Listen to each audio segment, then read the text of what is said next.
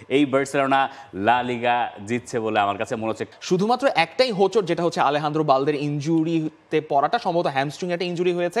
লা লিগার একটা জয়রথ বার্সেলোনা এখনো ছুটিয়েই যাচ্ছে। সেই জয়রথটা কবে থামবে তার কোনো হিসেব নিকেশ নেই। লেগানেসের ঘরের মাঠে বার্সেলোনা 1-0 গোলের একটা কঠিন জয় অর্জন করে ফিরে আসছে চ্যাম্পিয়ন্স লিগের সপ্তাহে বরুসিয়া ডর্টমুন্ডকে হারিয়ে আসার পর। এই বার্সেলোনার জয় কি খুব একটা অবাক হওয়ার কিছু আছে রিফাত মাসুদ? অবাক হওয়ার কিছু তেমন নাই, কিন্তু যেভাবে লড়াইটা বার্সেলোনাকে করতে হয়েছে এবং যার মাধ্যমে বার্সেলোনা জিততে পেরেছে সেটা বার্সেলোনার জন্য স্বস্তি। একেবারে শেষে গিয়ে ইনিগো মার্তিনেজ দারুণ একটা ব্লক করেছেন, শেষ মুহূর্তে একদম স্পট অন যেভাবে করে করতে হয় সেভাবে তিনি গোল আটকেছেন। বালদের ইনজুরিটা নিয়ে কথা বলা যেতে পারে এবং এই জায়গায় বার্সেলোনার জয়ের নায়ক মূলত একটা আত্মঘাতী গোল।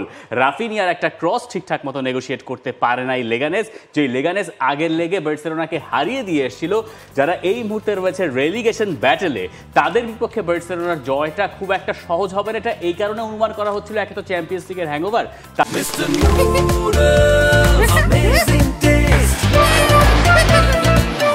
তার ওপরে লেগানেসের আগের বারের জিততে পারার আত্মবিশ্বাস, এই দুটোর সম্মিলন যখন ঘটেছে তখন বার্সেলোনার ম্যাচটা একটু কঠিনই হয়েছে।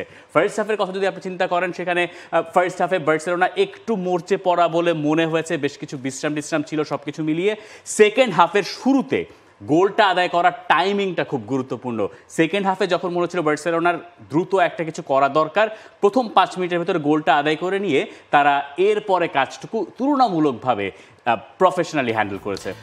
এই ধরনের গেমগুলো খেলাটা আসলে সবসময় একটু কঠিন। আপনি চ্যাম্পিয়ন্স লিগের হ্যাংওভারের কথা বলেন, চ্যাম্পিয়ন্স লিগে এরকম একটা হাই এন্ড ম্যাচ খেলে এসে লেগানেসের ঘরের মাঠে খুবই অ্যাস্টিউট একটা ডিফেন্সের সঙ্গে খেলাটা বার্সেলোনার জন্য ডেফিনেটলি কঠিন, এবং সেখানে রোটেশন হান্সি ফ্লিককে করাতে হয়েছে। এবং হান্সি ফ্লিক এটাই বলছেন যে এই ধরনের ম্যাচগুলো, এই ধরনের চ্যালেঞ্জিং ম্যাচগুলো খেলার জন্য যেই মেন্টালিটির দরকার পড়ে, সেই মেন্টালিটি গতকালকে তার দলের ছিল বলেই তিনি এই পারফরমেন্সে যথেষ্ট খুশি হয়েছেন। তিনি দলটাকে নিয়ে আবারও প্রাউড ফিল করছেন। শেষ পর্যন্ত লড়ে যাওয়ার মানসিকতা আমাদের ছিল এবং এই নিয়ে আমি গর্বিত। আমরা প্রায় ভাবি সব ম্যাচই চ্যাম্পিয়ন্স লিগের মতো ধুমধারাক্কা হবে, কিন্তু এছাড়াও এই ম্যাচের মতো কঠিন ম্যাচ থাকে যেখানে প্রতিটা বল জেতার জন্য আপনাকে লড়তে হবে। একদম পিন পয়েন্ট কথা, মানে যেটা বোঝাতে চেয়েছেন। এবং এই স্টেজে এসে এপ্রিল মাসের দিকে যখন আপনি এসছেন, লিগে খুব বেশি ম্যাচ আর তখন বাকি নাই, তখন এই রকম ম্যাচে এই রকম একটা ব্যাপার আপনার দরকার হয়। আমার তো মনে হয় বার্সেলোনার প্রপারলি চ্যাম্পিয়ন্স লাকটাও আছে।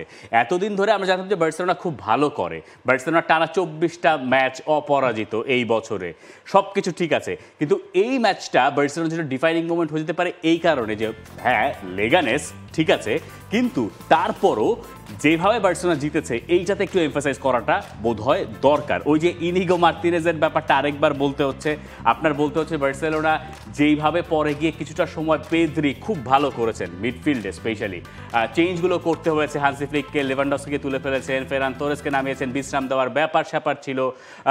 এই সব কিছু মিলিয়ে বার্সেলোনার চ্যাম্পিয়ন্স লাকটা আছে বলেও মনে হচ্ছে এবং চ্যাম্পিয়ন হওয়ার পথেই তারা আছে। লা লিগার পয়েন্ট টেবিলে এখন তারা যেভাবে লিডটা বাড়িয়েছে, তাতে রিয়াল মাদ্রিদের উপরে চাপটা বাড়ারই কথা। কার্লো আনচেলত্তি হয়তো হাফ টাইমেও ভেবেছিলেন যে এই বার্সেলোনা যদি পয়েন্টটা লুজ করে তাহলে তো আমার কপালটা ফেরে, কিন্তু এমন কিছু ঘটে নাই শেষ পর্যন্ত। কপালটা ফেরার সম্ভাবনা তৈরি হয়েছিল, একটা গোল লেগানেস আদায় করে নিয়েছিল ঠিকই, কিন্তু সেটা ওই অফসাইডার ফাঁদে পরে গোলটা বাতিল হয়ে যায়। মিসও আছে, একেবারে পাশ দিয়ে গেছে। ফার্স্ট হাফে শেজনির দুটো ভালো সেভও আছে, একদম পিন পয়েন্ট, একদম জিরো অ্যাঙ্গেল থেকে সেভ করেছিলেন শেজনি, এবং শেজনির লাকটাকে নিয়ে আপনার বলতে হবে। চ্যাম্পিয়ন্স লাকের কথা বলছেন, এখনো পর্যন্ত ভদ্রলোক একটা ম্যাচও হারেন নাই বার্সেলোনা গোল পোস্টে দাঁড়ানোর পর। শুধুমাত্র একটাই হোঁচট, যেটা হচ্ছে আলেহান্দ্রো বালদের ইনজুরিতে পড়াটা, সম্ভবত হ্যামস্ট্রিং একটা ইনজুরি হয়েছে। 3 সপ্তাহের একটা টাইম লাইন সম্ভবত বাধা আছে, তার মানে চ্যাম্পিয়ন্স লিগে ডর্টমুন্ডের সঙ্গে ম্যাচটা মিস করতে পারেন। খুব বেশি দরকার আছে কি? খুব একটা বেশি দরকার বলে মনে হচ্ছে না। স্টিল চ্যাম্পিয়ন্স লিগের ম্যাচ ডর্টমুন্ডের মাঠে গিয়ে আপনি খেলবেন, ওইরকম সবকিছু ঠিকঠাক থাকলে সামনে আবার আপনার কোপা দেল রের ফাইনালও আছে, সেখানে বালদে না থাকাটা একটা বড় মিস হতে পারে। ওইটা একটা মিস বার্সেলোনার জন্য। এবং বার্সেলোনার সামনে যে ফিক্সচারগুলো রয়েছে সেগুলো তো আসলে বেশ ঠাসা, সবগুলো ম্যাচই বার্সেলোনা জিততে চাইবে। তবে ডর্টমুন্ডের সঙ্গে ফার্স্ট লেগটা যে ব্যবধানে তারা জিতেছে, এরপরে হয়তো সেকেন্ড লেগ নিয়ে অত বেশি দুশ্চিন্তা তারা করবে না, যে কোনো রকমের অঘটন এড়ানোর চেষ্টাটাই বোধহয় তাদের থাকবে। এই বার্সেলোনা দুর্দান্ত, এই বার্সেলোনা লা লিগা জিতছে বলে আমার কাছে মনে হচ্ছে। মানে এতদিন তো তারা জিতছিলই, ভালোই করছিল, যদি আমাদের প্রেডিকশন উল্টো ছিল, কিন্তু বার্সেলোনা কালকে লেগানেসের বিপক্ষে যে প্রফেশনাল পারফরমেন্স আমরা দেখলাম, এরপরে মনে হচ্ছে যে বার্সেলোনাকে এই লিগ থেকে কেউ আসলে হটাতে পারবে না। For more updates, subscribe to our YouTube channel and click on the bell icon. Follow us on Facebook and Instagram. Download T-Sports app to enjoy exciting games and highlights. Visit tsports.com.